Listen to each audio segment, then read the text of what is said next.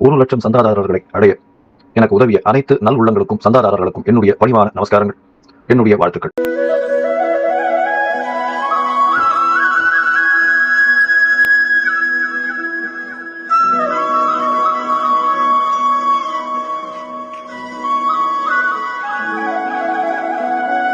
ஞானானந்தமயம் தேவம் நிர்மலஸ்படிகாகிருதிம் ஆதாரம் சர்வ வித்யானாம் ஹயக்ரீவம் பாஸ்மகே. நேயர்கள் அனைவருக்கும் அஸ்ட்ரோ கே.எஸ். ஐயங்காரின் பணிவான நமஸ்காரங்கள். சனி வக்ரம் 15/7/2026 30/11/2026 வரலும் உண்டான காலகட்டத்தில் சனி பகவான் வக்கரமாகிறார். முதல்ல சனி பகவான் வக்கரம் என்றைக்கு ஆகிறார் அப்படின்னா ஆனி மாதம் 31ஆம் நாள் புதன்கிழமை சனி வக்கரமாகுது. சரி, வக்கரம்னா என்ன அப்படின்னு பார்க்கும்பொழுது, வக்கரம் அப்படின்னு சொல்லும்பொழுது அதாவது வருட கிரகங்கள்னு சொல்லக்கூடிய குரு சனி இந்த 2 கிரகங்களுக்கும் சரி, மற்றபடி சுக்கிரன் செவ்வாய் மற்றும் புதன் இந்த 3 கிரகங்களுக்கும் வக்கரகதி நிச்சயமாக உண்டு. என்னென்னா சூரியனிலிருந்து அதாவது எந்த ஒரு கிரகமோ அந்த கிரகத்திலிருந்து 5ஆம் இடத்திற்கு சூரியன் வரும்பொழுது, அதுவும் சனிக்கு பார்த்தோம்னா சனிக்கு 5ஆம் இடத்தில் சூரியன் வரும்பொழுது வக்கரகதி ஆரம்பமாகிறது. 9ஆம் இடத்துல வரும்பொழுது வக்கர நிவர்த்தி அடையும். இது ஒரு முறையும் வரக்கூடியது. ஒரு தடவைக்கு 2.5 வருஷம் ஒரு சனி பகவான் ஒரு ராசியில் இருக்கார் அப்படின்னா 2 முறை வக்கர அடையக்கூடிய வாய்ப்புகள் மிகவும் அதிகம். அதாவது ஒரு வருஷத்துக்கு ஒரு தரம் அடையக்கூடிய வாய்ப்புகள் நிச்சயமாக உண்டு. சரி, இந்த சனி வக்கரம் அப்படின்னும் பொழுது அவருடைய வலிமை சற்று கம்மியாக கூடும். இதனால் என்ன அப்படின்னா கெடு பலன்கள் அவரால் கெடு பலன்கள் கொண்ட ராசிக்காரர்களுக்கு சற்று அதாவது இளைப்பாறக்கூடிய வாய்ப்புகள் உண்டு, மூச்சு விடக்கூடிய வாய்ப்புகள் உண்டு. அதாவது 7.5 சனி, அஷ்டமத்து சனி, அர்த்தாஷ்டம சனியெல்லாம் நடக்கிறவர்களுக்கு கொஞ்சம் பிரச்சனைகள் சிறிது காலம் நிச்சயமாக நகர்ந்து செல்லக்கூடிய வாய்ப்புகள் உண்டு. சரி, இப்போது சனி பகவான் எந்த ராசியில் இருக்காருன்னு பார்ப்போம். அதாவது மீன ராசியில் இருக்கார், உத்திரட்டாதி 3ஆம் பாதத்தில் இருக்கார். 3ஆம் பாதத்தில் வக்கரகதி அடையார் 15/7/2026. அதுக்கப்புறம் 31/8 அப்போ பார்த்தோம்னா 2ஆம் பாதத்துக்கு வரார். அதாவது உத்திரட்டாதி 2ஆம் பாதத்துக்கு வரார். அதற்கு பிறகு 30/10/2026 அப்படி பார்த்தோம்னா அன்றைக்கி 1ஆம் பாதத்துக்கு வரார். அதற்கு பிறகு 30/11/2026க்கு 1ஆம் பாதத்திலிருந்து வக்கர நிவர்த்தி அடைகிறார். சரியா? வக்கர நிவர்த்தி பலன்கள் தனியாக பார்ப்போம். இப்போ வக்கரத்தினுடைய பலன்கள் என்னன்னு பார்ப்போம்.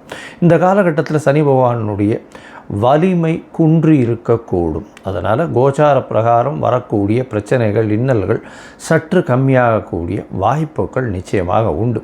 அதுவும் இந்த 7.5 சனியில் இருக்கிறவா கும்பம், மீனம், மேஷம் இந்த 3 ராசிக்காரர்களுக்கும் 7.5 சனி போயின்ட்டுருக்கு.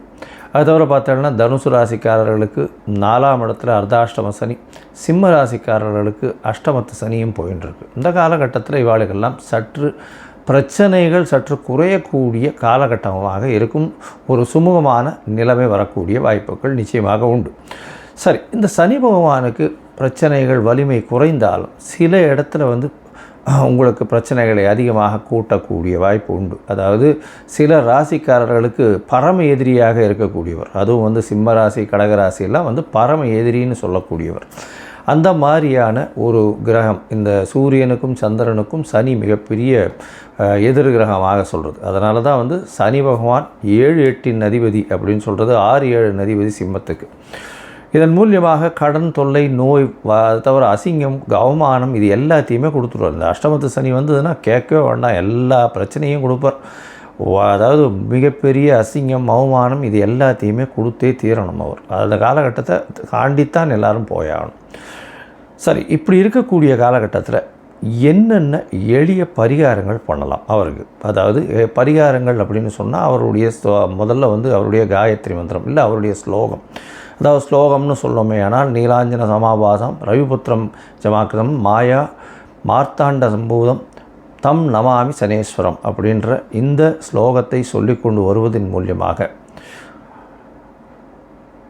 சனி பகவானுடைய பிரச்சனைகள் குறையக்கூடிய வாய்ப்புகள் உண்டு. அதுவும் சனிக்கிழமை சொல்கிறது இந்த 139 நாளும் சொல்கிறது ரொம்பவும் நல்லது. இது இல்லை அப்படின்னா அதாவது ஓம் காகத்வஜாய வித்மஹே கட்கஹஸ்தாய தீமஹி தன்னோ மந்த பிரச்சோதயாத்துன்னு ஒரு நாளைக்கு 8 முறை சொல்கிறது மிகவும் நல்லது. சரி, இதை விட கொஞ்சம் இதுவாக இருந்ததுன்னா பக்கத்தில் இருக்கிற கோவில்களுக்கு போயிட்டு வர்றது. அதாவது சனீஸ்வரன் நவகிரக சன்னதியில் சனீஸ்வரனை சனிக்கிழமை வழிபட்டு வருது. ஆஞ்சநேயர், அதை தவிர விநாயகர், இவர்கள் இருவரும் கட்டினவர்கள், அதாவது சனீஸ்வரனை கட்டியவர்கள்னு சொன்னவர். அதனால் இவர்களை இவர்களை சேவிச்சுட்டு வர்றதன் மூலியமாக உங்களுடைய பிரச்சனைகள் நிச்சயமாக விலகக்கூடும். இது தவிர பார்த்தீங்கன்னா சனி பகவானுக்கு உண்டானது எள்ளு.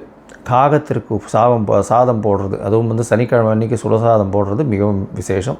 அதற்கு பிறகு நீங்கள் அன்னம் புசிப்பது ரொம்பவும் நல்லது. காகத்துக்கு சாதம், தயிர் சாதம் சனிக்கிழமை கொடுக்கறது, தானம் கொடுக்கறது. வேஷ்டி அங்கவஸ்திரம் கோவில் குருக்களில் வாழைகள்லாம் அந்தணர்களுக்கு கொடுக்கறது. அது தவிர இரும்பு சம்பந்தமான விஷயங்கள் தானம் கொடுக்கறது. லெதர், அதாவது தோல் சம்பந்தமான அந்த விஷயங்கள் தானம் கொடுக்கறது. கீழ்த்தட்டு மக்களுக்கு சாப்பாடு உணவு கொடுக்கக்கூடியது. இதெல்லாம் பண்ணிட்டே வந்தாலே. அதே மாதிரி சீனியர் சிட்டிசன் ஹோமில் போய் உங்களால் முடிஞ்ச தானம் பண்ணுறது. இதெல்லாம் சனி பகவானுக்கு உண்டான பரிகாரங்கள் அப்படின்னு சொல்லக்கூடியது. எளிய பரிகாரங்கள் உங்களால் முடிஞ்சது நீங்கள் என்ன பண்ண முடியுமோ அது டெஃபினட்டாக பண்ணலாம்.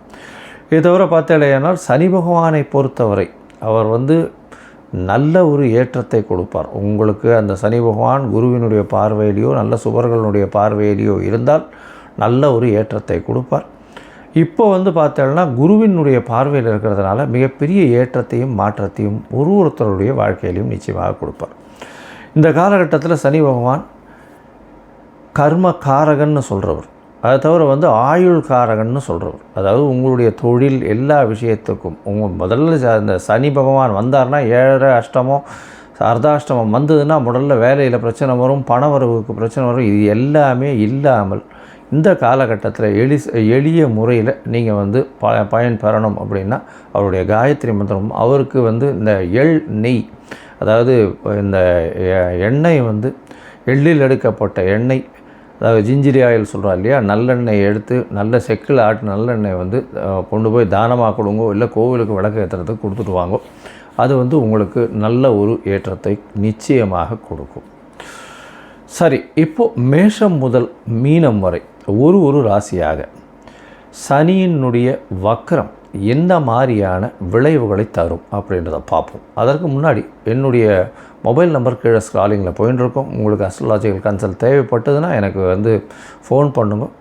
உங்களுக்கு வேண்டிய, அதாவது அஸ்ட்ராலாஜிக்கல் கன்சல்ட் கொடுக்குறேன். அதுக்கு முன்னாடி என்னுடைய என்ன பேமெண்ட் கட்டணும், என்ன எடுத்துக்கணும், அப்பாயின்மெண்ட் எப்படி எடுத்துக்கணுன்றதையும் சொல்கிறேன். அது பேமெண்ட் கட்டிவிட்டு யூடிஆர் நம்பர் ஷேர் பண்ணிவிட்டு உங்கள் அப்பாயின்மெண்ட்டையும் எடுத்துகிட்டு அதுக்கேற்ற மாதிரி நம்ம அதை பற்றி பேசலாம். சரி, இப்போ மேஷம் முதல் மீனம் வரை சனி வக்ரம் எப்படி இருக்குதுன்னு பார்ப்போம். கும்பம், அவிட்டம், சதயம், பூரட்டாதி, இந்த 3 நட்சத்திரம் 9 பாதங்களை கொண்ட ராசி. ராசியின் அதிபதி சனி. 2ஆம் இடத்துல உங்களுக்கு 7.5 சனி நடக்கிறது. 2ஆம் இடத்துல சனி பகவான் இருக்கார். 2ஆம் இடத்துல இருந்து அவர் வக்கரகதி அடைகிறார். அதனால் பேச்சில் ரொம்ப ஜாகிரதையாக இருக்கிறது நல்லது. ஏன்னா பேசும் பொழுது நிச்சயமாக தவறாக புரிந்து கொள்ளக்கூடிய வாய்ப்புகள் நிச்சயமாக உண்டு. சரி, எதுக்கும் ஒரு கேஷுவலாக பேசுகிறேன்னு சொல்லி பேசி அதில் போய் வம்பில் மாட்டிக்கிறது அந்த அளவு விசேஷம் கிடையாது. பொறுமையாக இருக்கிறது நல்லது. யாகாவாராயினும் நாகாக்கன்னு சொன்ன மாதிரி யாராக இருந்தாலும் பேசக்கூடியதை ரொம்ப ஸ்ரத்தையோடு பேசுகிறது ரொம்பவும் நல்லது. இந்த கும்பராசிக்காரர்களுக்கு 2ஆம் இடத்தில் பாத சனி நடக்கிறது. பாத சனி வக்கரகதியில் இருக்கிற சனி பகவான். பண வரவருக்கு பஞ்சம் இருக்காது. பணம் நிச்சயமாக வரும். ஆனால் பேச்சின் மூலியமாக குடும்பத்தில் சிறு சலசலப்பு வரக்கூடிய வாய்ப்பு உண்டு. பேசும்பொழுது பார்த்தீங்கன்னா நீங்கள் பேசுகிறது அடுத்தவா தவறாக புரிந்து கொள்ளக்கூடிய காலகட்டமாக இருக்கும். அதோடு பார்க்கும்பொழுது குடும்பத்தில் நிச்சயமாக பின்னடைவு ஏற்படக்கூடிய வாய்ப்புகள் நிச்சயமாக உண்டு. என்னென்னா நீங்கள் சொல்லக்கூடிய விஷயத்தை சரியாக புரிந்து கொள்ளாமல் அதில் மேலும் மேலும் பிரச்சனைகள் வரக்கூடிய காலகட்டமாக அமைய போகிறது. உங்களுடைய ராசிக்கு பார்த்தீங்கன்னா 2ஆம் இடத்தில் இருக்கக்கூடிய சனி பகவான் 8ஆம் இடத்தையும் பார்க்குறார். 8ஆம் இடத்தை பார்க்குறது அப்படின்னும் பொழுது உடல் நலத்தில் சற்று பேணி காண வேண்டிய கட்டாயம் இருக்கும். அதோட ஏன்னா 8ஆம் இடத்தை அவர் பார்க்குறதுனால நிச்சயமாக வெளியூர் வெளிமாநிலம் அந்த ஷார்ட் ட்ரிப் போயிட்டு வரக்கூடிய வாய்ப்பு, திடீர் பணவரவு வரக்கூடிய காலகட்டமாக இது அமைய போகிறது. அது ஒரு பார்த்தீங்கன்னா உங்களுடைய ராசிக்கு 8ஆம் இடத்தை பார்க்குறதுனால கோர்ட்டு, வம்பு, வழக்கு இதிலெல்லாம் சம்பந்தப்பட்டு இருந்தீர்களேயானால் அதில் பிரச்சனைகள் வரக்கூடிய வாய்ப்புகள் உண்டு. உங்களுக்கு பின்னடைவு சற்று இருக்கக்கூடிய வாய்ப்புகள் நிச்சயமாக இருக்கும். அதனால் அதை தவிர பார்த்தோம்னா 4ஆம் இடத்தை வந்து சனி பார்க்குறார். 4ஆம் இடத்தை பார்க்கும்பொழுது உங்களுடைய சுகங்கள் குறையக்கூடிய வாய்ப்புகள் உண்டு. அலைச்சல் கொஞ்சம் அதிகமாக இருக்கக்கூடிய வாய்ப்பு. படிக்கக்கூடிய மாணவர்களுக்கு நிச்சயமாக மனக்லேசங்கள் இருக்கும். எந்த ஒரு விஷயத்தையும் மனசில் வந்து ரொம்ப ஸ்ட்ராங்காக வாங்கி அதை ரீப்ரொடியூஸ் பண்ண முடியாது. அதனால் ஞாபகம் மறதி கொஞ்சம் அதிகமாக இருக்கக்கூடிய வாய்ப்புகள் இந்த காலகட்டத்தில் இருக்கும். அதனால் ஒரு தடவைக்கு 10 தரம் படிக்கிறது ரொம்பவுமே நல்லது. இதை தவிர பார்த்தோம்னா உங்களுடைய ராசிக்கு 11ஆம் இடத்தை சனி பார்க்குறார். அதனால் பண வரவுக்கு நல்லபடியாக இருக்கும். தொழிலில் வந்து நல்ல ஏற்றம் இருக்கும். இருந்தாலும் தொழிலில் உங்களுக்கு கூட வேலை செய்கிறவனே உங்களுக்கு எதிரியாக இருப்பான். உங்களுக்கு கூட வேலை செய்கிறவனே உங்களை பிரச்சனையை க்ரியேட் பண்ணி விடுவான். இதெல்லாம் நிச்சயமாக நடக்கும். அதனால் கொஞ்சம் ஜாக்கிரதையாக பொறுமையாக இருக்கிறது ரொம்பவுமே நல்லது. 11ஆம் இடத்தை சனி பார்க்கறதுனால கண்டிப்பாக லாபங்கள் நிச்சயமாக இருக்கும். லாபங்கள் கண்டிப்பாக இருக்கும். அதை பற்றி கவலைப்பட வேண்டாம். இருந்தாலும் மூத்த சகோதரர்களோட சற்று பின்னடைவு, பேச்சில் பின்னடைவு இருக்கக்கூடிய வாய்ப்பு இருக்கும். அவர்களோட வந்து பிணக்கு இருக்கக்கூடிய வாய்ப்புகள் உண்டு. அதோடு பார்த்தாலேயானால் இந்த 2வது திருமணத்துக்கு பார்த்துட்டு இருக்கவாளுக்கு இந்த காலகட்டத்தில் அமையிறது கஷ்டம். உடல் நலத்தை ரொம்ப ஜாக்கிரதையாக பார்த்துக்கோங்க. தூக்கம் கலையக்கூடிய வாய்ப்புகள் உண்டு. வெளியூர் வெளிமாநிலம் பிரயாணம் செய்யக்கூடிய வாய்ப்புகள் உண்டு.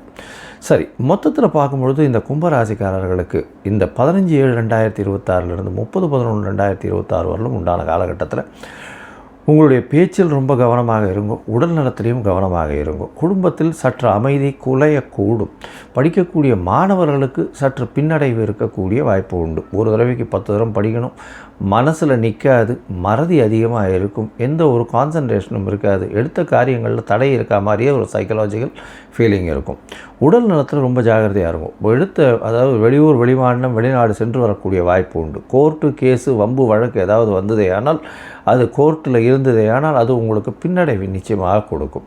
தொழிலில் வந்து அதீதமான லாபங்கள் கிடைக்கக்கூடிய வாய்ப்புகள் உண்டு. இருந்தாலும் உங்களுடைய கூட்டாளிகளை நம்ப வேண்டாம். எந்த கூட்டாளிகளையும் கொஞ்சம் ஜாகிரதையாக இருக்கிறது நல்லது. உங்களுடைய வேலை செய்கிற ஸ்டாஃப்ஸையும் வந்து அந்த அளவுக்கு நம்ப வேண்டாம். ஜாகிரதையாக இருக்கிறது ரொம்பவுமே நல்லது. உங்களுடைய ராசிக்கு பார்த்தோம்னா உடல் உழைப்பு கொஞ்சம் அதிகமாகவே இருக்கக்கூடிய காலகட்டம். தூக்கம் கெடக்கூடிய வாய்ப்புகள் உண்டு. வெளியூர் வெளிமாநிலம் சற்று போயிட்டு வரக்கூடிய வாய்ப்புகள் இந்த காலகட்டத்தில் நிச்சயமாகவே இருக்கும். உங்களுடைய ராசிக்கு பார்த்தாலேயானால் அதாவது பாக்கியங்கள் வெளிநாடு போய் படிக்கக்கூடிய யோகங்களை சற்று தாமதித்து கொடுப்பார். இந்த காலகட்டத்தில் பார்த்துட்டு இருந்தீங்கன்னா நிச்சயமாக கிடைக்கும். ஆனால் சற்று தாமதமாய் கிடைக்கக்கூடிய வாய்ப்புகள் உண்டு. அதோடு பார்க்கும்பொழுது உங்களுடைய பார்ட்னர்ஷிப் பிஸ்னஸில் சற்று பின்னடைவு வரக்கூடிய வாய்ப்புகள் உண்டு. ஏன்னா பார்ட்னர்ஷிப் பிஸ்னஸில் பார்ட்னரை வந்து ரொம்பவும் பிலீவ் பண்ணாதீங்க. அதனால் கொஞ்சம் ஜாகிரதையாக பொறுமையாக இருக்கிறது நல்லது. பண வரவிற்கு எப்பொழுதுமே பஞ்சம் இருக்கக்கூடிய வாய்ப்புகள் இல்லை. அதுவும் வந்து இந்த கும்பராசிக்காரர்கள் பொதுவாக அந்த அரசியல் தலைவர்கள், மருத்துவம், அதை தவிர வந்து இந்த இரும்பு சம்பந்தம், கரு நீல மண், பூமிக்கு அடியில் உண்டான சுரங்கங்கள் இது பண்ணுற அதெல்லாம் வந்து இரும்பு சம்பந்தமான லெதர் சம்பந்தமான வியாபாரங்கள் செய்பவர்களுக்கெல்லாம் ஒரு பெரிய மாற்றங்கள் இருக்கும். அதை தவிர இந்த கச்சா எண்ணெய்ன்னு சொல்லக்கூடியது இதெல்லாம் வந்து ஒரு பெரிய மாற்றத்தை கொடுக்கக்கூடிய காலகட்டமாக அமைப்போகிறது. உங்களுடைய தசாபுக்தி அந்தரம் சூக்ஷ்மம் அந்த அளவுக்கு இல்லை அப்படின்னா நீங்கள் சிவன் கோவிலில் வந்து வடகிழக்கு மூலையில் அதாவது வடகிழக்கு மூலையில் பார்த்தாலேயானால் உங்களுக்கு கால பைரவர் இருப்பார். கால பைரவர் சனி பகவானினுடைய குருநாதர்னு சொல்லக்கூடியவர். அதனால் கால பைரவரை போய் சேவிச்சுட்டு வாங்கும். அதே மாதிரி தேய்பிறை அஷ்டமியில் போய் கால பைரவரை சேவிச்சுட்டு அவருக்கு ஒரு அர்ச்சனையை பண்ணிட்டு வாங்க. உங்களுக்கு வரக்கூடிய பிரச்சனைகள் எல்லாமே நிச்சயமாக நீங்கள் கூடும். லோகா சமஸ்தா சுகினோ பவந்து. நன்றி, நமஸ்காரம். Astro KS Iyengar YouTube channel பார்த்தமைக்கு நன்றிகள். மேலும் இது போன்ற ஆன்மீக ஜோதிஷ தகவல்கள் உங்களை வந்து அடைய astro KS Iyengar YouTube channel subscribe செய்யவும், பெல் ஐக்கானை மறக்காமல் அழுத்தவும். நன்றி, வணக்கம்.